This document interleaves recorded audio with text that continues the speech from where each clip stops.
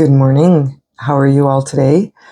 My name is Donna, and if you haven't been around for the last two videos that I made, stick around for this one. It might be informative to you, or maybe not. If it is, just let me know. Today, the topic is what is the fascia body. There's a lot of people that talk about the fascia body, and today we're going to find out a little bit more about what that means.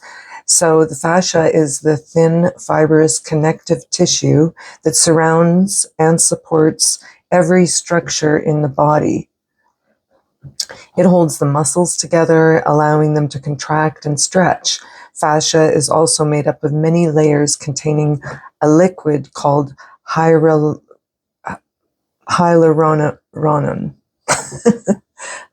I know I've pronounced it before, so I'm not going to make a big deal about it. You can look it up. I use Grok, or of course you can use Google. Now, the reason that I brought it up is because I have been doing a lot of research regarding the pain that I've been feeling. And part of that pain is, of course, due to fibromyalgia. The other part is all the pieces that kind of fit in there. So as a person that has a chronic illness, there's also, brain fog, chronic fatigue. Some people have sleeplessness. I do experience that, but on a little bit lesser level. I have been taking a few supplements, and of course I take my vitamin B supplements, and I take hyaluronic acid, I take vitamin K, vitamin D. I sit out in the sun almost every morning, and I do exercises that are based from Chinese medicine. So again, I use Amy's vegan yoga, and I also do meditation, and that's a form of exercise as well. In fact, it's probably the number one thing that has kept me feeling good. The reason I'm sitting here in the light is because it's the brightest I can get it. I do have that light up there, but it's not, it does get dark up here, even though this is the top floor and there's lots of light coming in back then. There is just kind of this little pocket here that makes it a little bit difficult. So we'll work that out. But I do have to use my glasses right now in order to read. I was on TikTok the other day, and I don't stay on very long. I do just kind of look for things that appeal to me. And I think it was this morning, I found a doctor. His name is Brian Greer. So that's Geier. He's a pretty popular doctor. He talks about how the fascia body stores memory. The fascia body stores memory and is stored as a frequency of emotion. So I've never really heard it put that way before. He asked the question, why do they put a quartz crystal in microchips? And I've always wondered that. So I was very curious. That was like my, clencher when I first started watching the video. It's because the geometric configuration of the crystal allows for a lot of memory and storage to be held. So your connective tissue, the fascia, integrated in the watery matrix, takes on a crystalline structure. When we have chronic pain, we are storing memories from younger versions of ourselves as snapshots of memories. In Chinese medicine, the emotions are directly in touch with our organ meridians. Liver is the anger storage area. So you can ask yourself, how many times did you get angry over the years about how things didn't turn out the way you wanted? Did you not get to do the things that you wanted to do in life? So that takes a toll on our bodies. And when we're in our 20s and we believe that we're invincible, it's just not true. And our bodies start to show us that. And basically what we end up with is compounded inflammation. Yeah. it just kind of stacks up over the years, and we just end up throwing it in that closet nobody looks in. Or if they go to, we say, oh, don't look in there. Don't look in that closet. I don't want anyone seeing what's behind that door. Anyhow, so moving on, the heart meridian is about what depletes our joy. So if our heart isn't full of joy, our heart can also almost be our enemy in that way. And we turn on ourselves. Like in my last video, I talked about abandoning ourselves as women. And so maybe all of you can relate to this, or maybe none of you, or maybe just one person, and that's fine. That's all I need, is just that one person to be able to relate to this. So the heart meridian is about joy and what depletes it. Lung is sadness. The gallbladder is indecisiveness. The kidney, I'm kind of going through these, but you can go and look at his stuff. He's online everywhere. The kidney, bladder is fear, and the small intestine is hopelessness, helplessness. It creates autoimmune issues. Anything that has robbed you of the joy that you once felt creates these autoimmune issues. And so when we look after our organs, and that's through eating a proper diet, we can have a lot, there's a lot more benefit to having a long life because you're healthy. You don't want to live till you're 90 dying of cancer. And the only reason that you're alive is because you got drugs every day. And then one day you just break down. You can't eat anymore because the cartilage in your neck, maybe it's full of cancer and it broke down. And you've got people feeding you even though you can't eat. They know that it's not going into your stomach, but they do that anyways. So it doesn't really make a lot of sense, but that's okay. Sometimes we just have to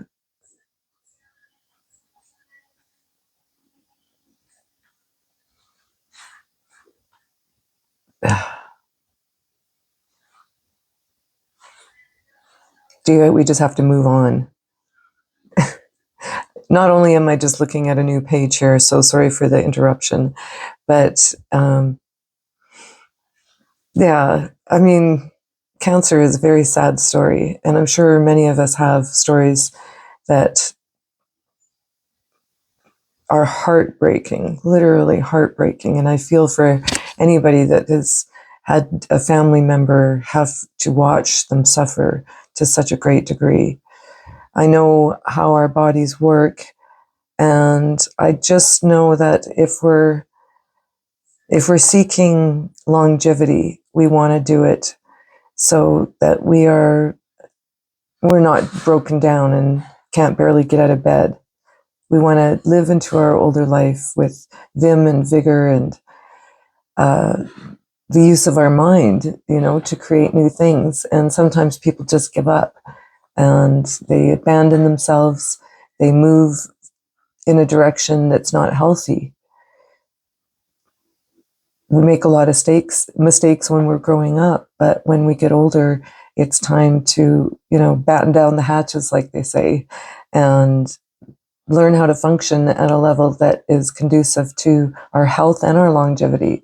So I know how painful it can be to not move, or not be able to move without pain, I mean.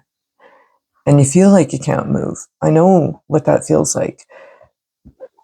I've suffered with that for so many years, but I was good at hiding things even to myself. So as well as I've masked all these years, I've actually done a really good job of being able to mask things myself and pretend that they're not there and they don't exist, even though that they're crying out loudly and no one can see. They think, she's just angry. It's actually anguish, such intense anguish. And with fibromyalgia, it doesn't stop. Now, it's not the most painful disease or condition. MS, there's another one that's even higher on the list. I just can't remember, for chronic illnesses. So we have to give ourselves credit, for sure. If we can get up out of bed and we can get moving, that's number one. Number two is getting outside and getting exercise. Even if it just means that you're walking backwards for a few feet, walk backwards for a few feet. And if you can only do that for a couple of days, do it. If you can't walk backwards, get a cane, or I use a walking stick. I'm not going to call it a cane, but some of us have canes, and that's okay. I just mentally, I can't call it a cane. I prefer calling it a walking stick. So I hold on to my walking stick and then I walk backwards. And why walk backwards? Because you want to retrain the brain. So retraining the brain also is like, if you've brushed your teeth with your right hand for years, switch over to your left hand. Start brushing your teeth with your left hand. Or if you brush your hair with your right hand, brush with your left hand for a while.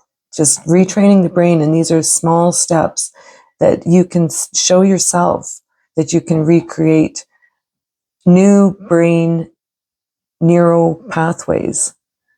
And it's studied. The information's out there. I always say you can grok it or you can Google it. I also wanted to mention a few other things, but I'm just going to take a moment here. So because I don't know how to use that mic, I'm going to pause.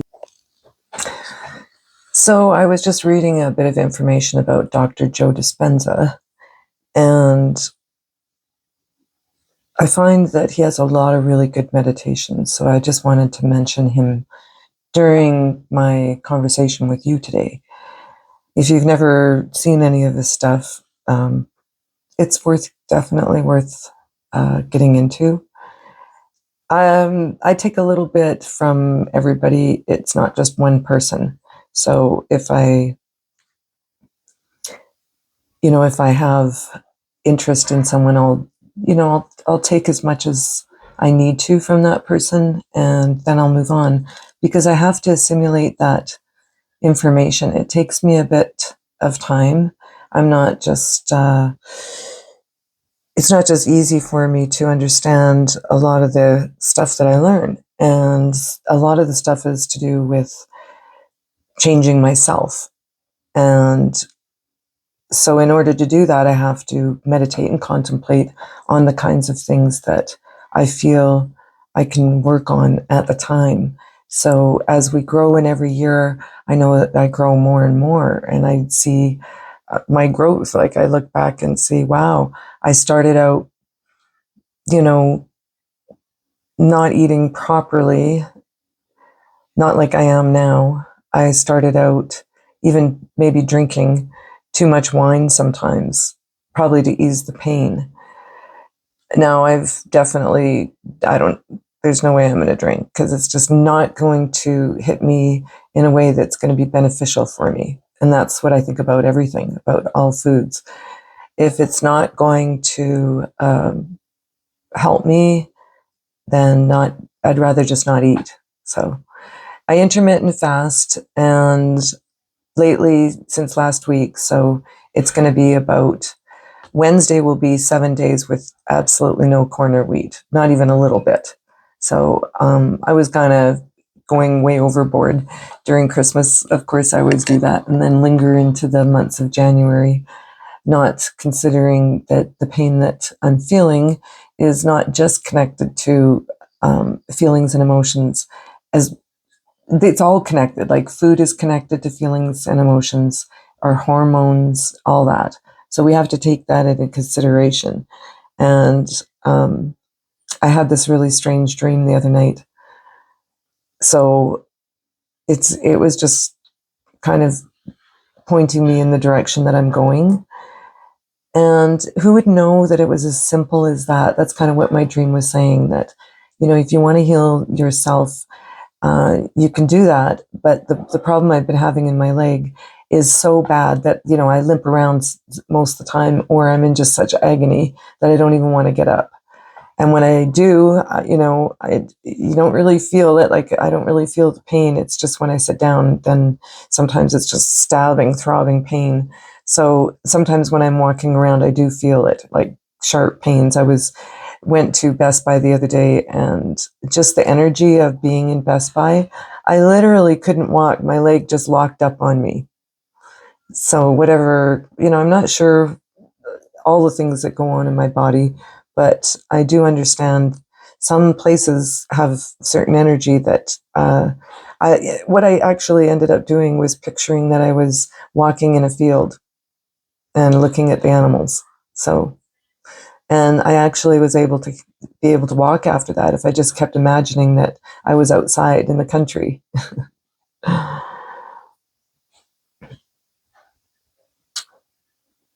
I was able to go down to the barn yesterday and do a lot of cleaning, which I needed to do. So I was really happy about that. It's really important to keep things clean. So I have somebody picking up the horse blankets so they can wash them. I don't have the kind of washing machine that it takes in order to wash horse blankets. And I know I haven't mentioned that I have horses, but yeah, we have a couple horses, and they're 17 now. They're a bit older, and I've only got a couple of them, so that's good. A few, let's say. Is a couple two or three? If that's right, then it's a couple or more. I can't remember. Anyhow, they're into their older age, and so we have to be careful how they're fed. And I was able to just spend some time yesterday. I have a beamer for for the horses. It's an equine beamer, and I'll put the link in the description. Again, I use it for my horses because as they age, the circulation changes drastically for horses as well. And that is a real improvement when I get to see, when they're not well, and this helps them. So the next day, I noticed that one of my horses' poops were way better. So that was really important. I need to see that in myself as well as in my horses. And so before we close today, I also wanted to talk about food and how important that it's been for me. Now I can have the regular fibromyalgia setbacks and flare-ups. I'm not saying that I couldn't have one again. I do feel a lot better, and my leg has actually felt way better than it has in so long. I can't even remember. It's been a couple of years because I've been limping around with this leg for, I would say, 4 years, if I was just going to guess.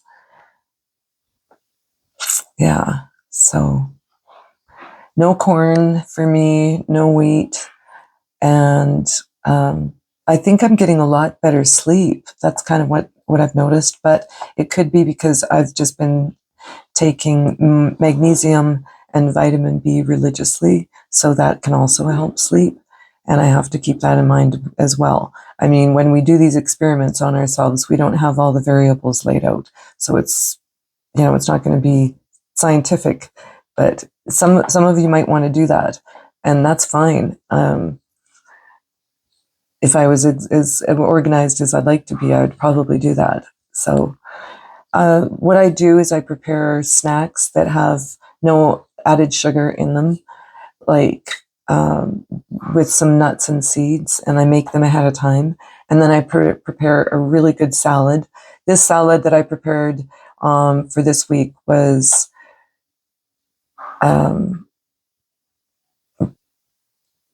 cabbage, onions, a little bit of green onions, garlic. I keep wanting to say radish, but it's beets. And I chopped them all up really nicely. What else did I put in there? Cilantro for dressing. I put cumin in, ground it up. Lime, lemon, carrots. And I put some arugula shoots and some broccoli shoots in there. So when I'd go to eat it, I would just pour them on. along with hemp seed. And then I put walnuts in the salad and some close to green apples. They're a very tart apple. And next time I'll get pears or green apples. They're a lot better for you. I want to start juicing again. I'm just not sure if I want to buy a juicer or if I should just do it in the Vitamix. I've not really been experienced doing juice in a Vitamix. Also, I put celery in the salad. And then every day I have a salad, and then I'll have gluten-free something like a gluten-free bread or something. Sorry, I just keep on falling off the arm of the chair here. So I have a gluten-free bread that I use as well. And I prepare my meals ahead of time mentally, or if I have to prepare ingredients ahead of time, like I did for the cookies. I tried a really good vegan butter recipe, and it was good for the cookies, but it didn't mix. So I used the refined coconut, and I used soy milk and a few other things in the ingredients, and it really got very watery in the bottom. So I'm not sure if you're supposed to just, pour off the water. Maybe that was it. Anyway, I'm not sure what happened with it, but the cookies turned out good. I was really impressed with that. So then I have something kind of sweet, and I do have fruit during the day. I'll have like berries or an apple, but berries aren't really in season right now, so I do limit the berries for now. And I have apples and oranges. I know oranges are a bit citrusy, so I'm a little careful with the amount of oranges I use.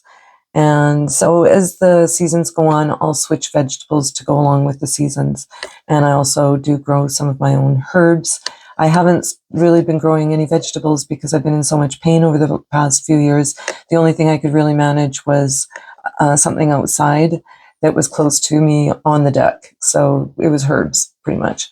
And tomatoes. I can plant tomatoes. Even then, I find it difficult to look after all of that last year. But this summer, I'm expecting that I'll be just having a lot of fun. I'm actually growing some indoors right now, and it's looking really good. So I really enjoy growing things. I actually want to grow a few things I have never grown before, and they're a little bit more finicky. So I might need some help from people out there that are growing.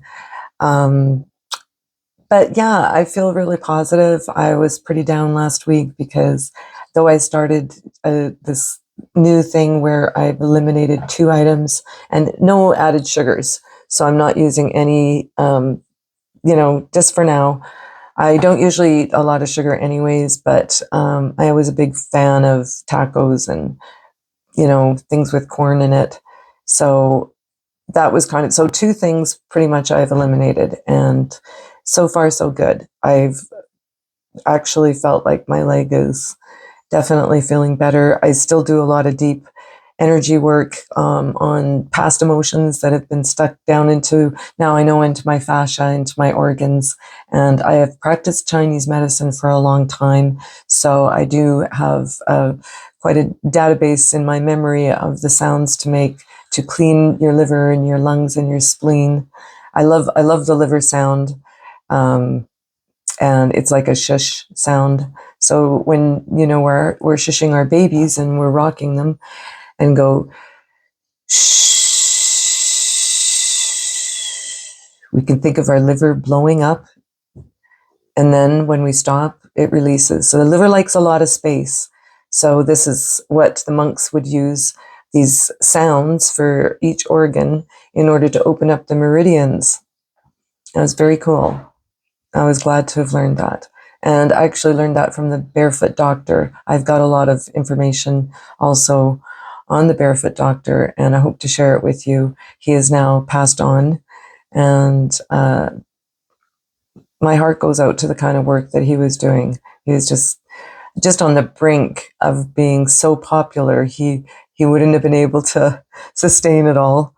I mean, he would have loved it, but at the same time, I believe he might have left a lot of people in sadness when he passed, because he was passing on such good information to people. But I'll leave his information in the link. I still believe that he's online and you can still buy all of his videos. So if anybody's interested, and hopefully I remember to do that. I have to remember when I finish the video to enter some information. So thanks again for tuning in, and I hope to see you next week.